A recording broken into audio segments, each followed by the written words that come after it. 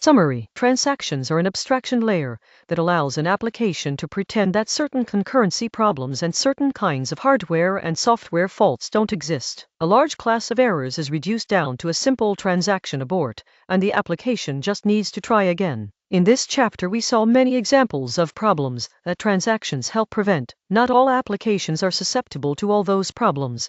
An application with very simple access patterns, such as reading and writing only a single record, can probably manage without transactions. However, for more complex access patterns, transactions can hugely reduce the number of potential error cases you need to think about. Without transactions, various error scenarios, processes crashing, network interruptions, power outages, disk full, unexpected concurrency, etc., mean that data can become inconsistent in various ways. For example, denormalized data can easily go out of sync with the source data. Without transactions, it becomes very difficult to reason about the effects that complex interacting accesses can have on the database. In this chapter, we went particularly deep into the topic of concurrency control. We discussed several widely used isolation levels, in particular read committed, snapshot isolation, sometimes called repeatable read, and serializable. We characterized those isolation levels by discussing various examples of race conditions.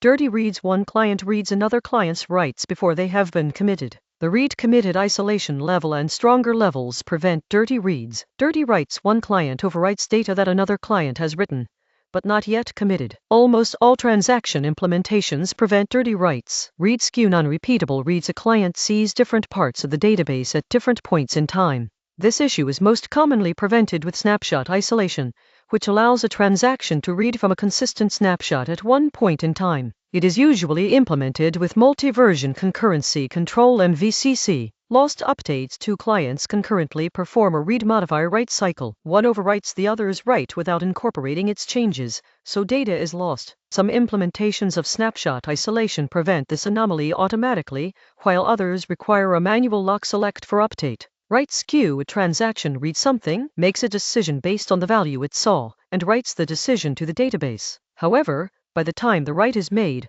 the premise of the decision is no longer true. Only serializable isolation prevents this anomaly. Phantom reads: a transaction reads objects that match some search condition. Another client makes a write that affects the results of that search. Snapshot isolation prevents straightforward phantom reads, but phantoms in the context of write skew require special treatment, such as index range locks. Weak isolation levels protect against some of those anomalies, but leave you, the application developer, to handle others manually, for example using explicit locking.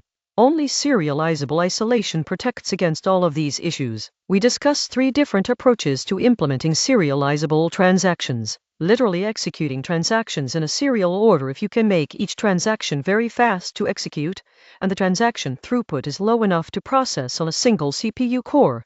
This is a simple and effective option. 2-phase locking: for decades this has been the standard way of implementing serializability, but many applications avoid using it because of its performance characteristics. Serializable snapshot isolation (SSI), a fairly new algorithm that avoids most of the downsides of the previous approaches. It uses an optimistic approach, allowing transactions to proceed without blocking. When a transaction wants to commit, it is checked, and it is aborted if the execution was not serializable. The examples in this chapter used a relational data model. However, as discussed in the need for multi-object transactions on page 231, transactions are a valuable database feature, no matter which data model is used. In this chapter, we explored ideas and algorithms mostly in the context of a database running on a single machine. Transactions in distributed databases open a new set of difficult challenges, which we'll discuss in the next 2 chapters. ACID transactions are incredibly helpful. Foundation DB, LLC, 2013. Peter Bayles, Alan Fekete, Ali Godse, et al. HAT, not CAP, Towards Highly Available Transactions, at 14th Usenix Workshop on Hot Topics and Operating Systems, Hot OS, May 2013. Laurie Dennis, SSD, A Gift and a Curse, lore.ie, June 2, 2015. Thanamalayan Sankaranarayana Pillai, Vijay Chidambaram, Ranathan Alaidapan, et al. All file systems are not created equal. On the Complexity of Crafting Crash-Consistent Applications, at 11th Usenix Symposium on Operating Systems, Design and Implementation, OSTI, October 2014. Chris C. Benman, Unix's file durability problem. utk.utoronto.ca, April 14, 2016. Acid support in Aerospike, Inc., June 2014. Sudhir Jorwakar, Alan Fekete, Krithai Ramamratham, and S. Sudarshan. Automating the detection of snapshot isolation anomalies at 33rd International Conference on Very Large Databases VLDB, September 2007. DDIA, weak consistency, a generalized theory and optimistic implementations for distributed transactions, PhD thesis, Massachusetts Institute of Technology, March 1999, Bruce Momjian, MVCC Unmasked, Momjian.us, July 2014, Nikita Prokopov, Unofficial Guide to Datomic Internals, Tunsky.me, May 6, 2014. Douglas B. Terry, Marvin M. Thamer, Karin Peterson, et al. Managing Update Conflicts in Bio, a weakly connected replicated storage system, at 15th ACM Symposium on Operating Systems Principles SOSP, December 1995 doi, 10.1145/224056.224070 Michael Stonebreaker, Samuel Madden, Daniel J. Abadi, et al. The End of an Architectural Era. It's time for a complete rewrite. At 33rd International Conference on Very Large Databases VLDB, September 2007. John Hugg, at store/VoltDB Architecture vs. CEP Systems and Newer Streaming Architectures, at Data at Scale Boston, November 2014. Michael J. Cahill, Serializable Isolation for Snapshot Databases, PhD thesis, University of Sydney, July 2009. With one exception, we will assume that faults are non-Byzantine. See Byzantine faults on page 304. Chapter 8. The Trouble with Distributed Systems. Hey, I just met you, the network's laggy, but here's my data, so store it maybe. Kyle Kingsbury, Carly Rae Jepsen, and the Perils of Network Partitions 2013. A recurring theme in the last few chapters has been how systems handle things going wrong. For example, we discussed replica failover handling node outages on page 156, replication lag problems with replication lag on page 161, and concurrency control for transactions weak isolation levels on page 233. As we come to understand various edge cases that can occur in real systems, we get better at handling them. However, even though we have talked a lot about faults, the last few chapters have still been too optimistic. The reality is even darker. We will now turn our pessimism to the maximum and assume that anything that can go wrong will go wrong. Experienced systems operators will tell you that is a reasonable assumption. If you ask nicely, they might tell you some frightening stories while nursing their scars of past battles. Working with distributed systems is fundamentally different from writing software on a single computer, and the main difference is that there are lots of new and exciting ways for things to go wrong. In this chapter, we will get a taste of the problems that arise in practice, and an understanding of the things we can and cannot rely on. In the end, our task as engineers is to build systems that do their job, i.e. meet the guarantees that users are expecting, in spite of everything going wrong. In Chapter 9, we will look at some examples of algorithms that can provide such guarantees in a distributed system.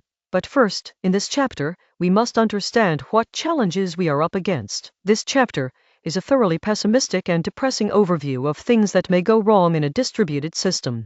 We will look into problems with networks, unreliable networks on page 277, clocks and timing issues, unreliable clocks on page 287, and we'll discuss to what degree they are avoidable. The consequences of all these issues are disorienting, so we'll explore how to think about the state of a distributed system and how to reason about things that have happened. Knowledge, truth, and lies on page 300. Faults and partial failures. When you are writing a program on a single computer, it normally behaves in a fairly predictable way.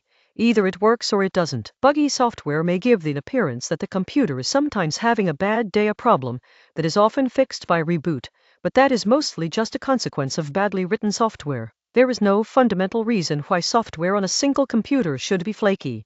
When the hardware is working correctly, the same operation always produces the same result. It is deterministic. If there is a hardware problem, for example memory corruption or a loose connector, the consequence is usually a total system failure, for example kernel panic, blue screen of death, failure to start up. An individual computer with good software is usually either fully functional or entirely broken, but not something in between.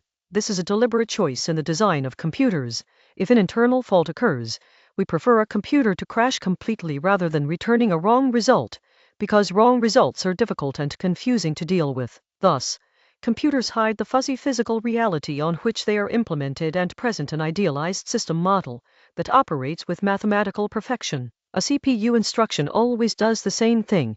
If you write some data to memory or disk, that data remains intact and doesn't get randomly corrupted. This design goal of always correct computation goes all the way back to the very first digital computer. When you are writing software that runs on several computers, connected by a network, the situation is fundamentally different. In distributed systems, we are no longer operating in an idealized system model. We have no choice but to confront the messy reality of the physical world. And in the physical world, a remarkably wide range of things can go wrong, as illustrated by this anecdote. In my limited experience, I've dealt with long-lived network partitions in a single data center DC, PDU power distribution unit failures, switch failures, accidental power cycles of whole racks, whole DC backbone failures, whole DC power failures, and a hypoglycemic driver smashing his Ford pickup truck into a DC's HVAC heating, ventilation, and air conditioning system. And I'm not even an ops guy. In a distributed system, there may well be some parts of the system that are broken in some unpredictable way,